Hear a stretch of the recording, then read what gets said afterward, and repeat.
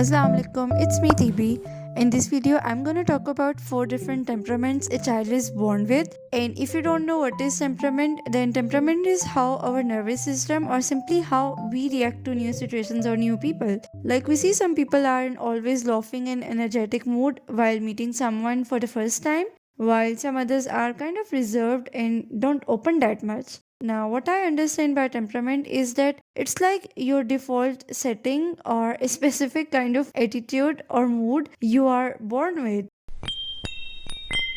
The first temperament is timid. Now, the people who are born with this temperament, they are kind of shy around strangers. They are reluctant to try something new, either it's a food or any place. They are anxious in social situations. Now, for children, it can be their anxiety in classroom or any playground. And for adults, it might be an office meeting. They are also anxious to be in a spotlight, like, being afraid to perform something in public or give any public speech. Yes, I have this fear of public speaking. And if we talk about their brain structure, then from birth, their amygdala gets triggered easily. That means that they have more fears, more worries, or more guilt than simply a non timid person. And their hearts beat faster to strange situations, which means these people get stressed or anxiety for longer period of time. Now just imagine there's a child who mostly treat everyone as a threat and he talk less with people and he's kind of reserved person. Now in their mind they might have a constant worry about what can possibly go wrong. Now in adulthood the same child have more chances of developing anxiety or panic related disorders. Now, if I add my opinion, because why not? If we see the positive side of people with this temperament, then I think these people they might detect fears or threats more easily. They might be a good listener. I don't know because if they are too self-conscious, then I think they will be a good listener. Anyways, this is not my temperament, so I'm not gonna comment on this right now. But you can think about a person or a child who is timid and shy most of the times. And let's move to the next temperament.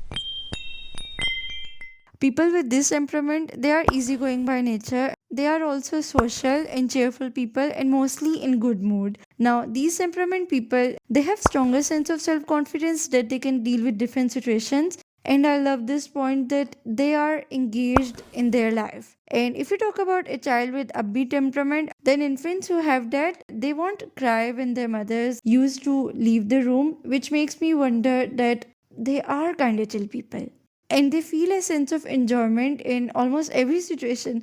Now, talking about adults, these people have lower risk of depression and emotional disorders because of their easygoing nature. They don't get sad for longer periods of time again, which means less risk of depression. Now, the positive side is yes, they are chill, yes, they are always in good mood, and they don't get stressed too much. But if we see the negative side of it, then they might not be able to understand the seriousness of any situation. Now, can you think about someone who is always in good mood, cracking some jokes, and not taking things too seriously? Because I'm thinking about someone. Okay, let's move to the next temperament. Okay, so this one is kind of opposite of upbeat temperament. It's more like being a negative thinker most of the times. People with melancholy temperament think that the world is a dangerous place to deal with, and these people get easily disturbed by the difficulties which they have to deal with. It's M for melancholy, it's M for moodiness. Yes, they have moody nature as well. People with melancholy temperament, they also have risk of depression due to their uncontrolled worries and negative thoughts. So can you think about someone who is most of the times in tension that things might go wrong or nothing is getting better? And I used to label them as the negative thinkers. But yes, that might be their temperament they are born with. One more thing which got stuck in my mind was this one statement. People with this temperament, they have sadness with no obvious cause. They tend to get sad for longer periods of time without any obvious reason.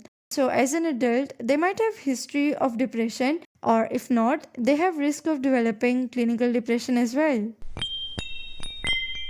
Now, this is a unique one. As the name represents, people with this temperament, they don't have fear or anxiety as compared to others, and they are not afraid of getting into new situations or simply approaching a stranger. And if they are stressed about anything, they recover more quickly from it. Now, the amygdala is a fear sensor area of the brain, and if we see their brain activity, then people with bold temperament, they have less reactive amygdala, which means they sense fear way less. They just don't feel fear that much. If we see the positive side of it, then as an adult, the person with bold temperament, they might be more confident, more extrovert, might be a good situation handler, but it can also lead to a more risk taking behavior in a negative way, like underestimating a danger and then getting involved into life and death situations, maybe.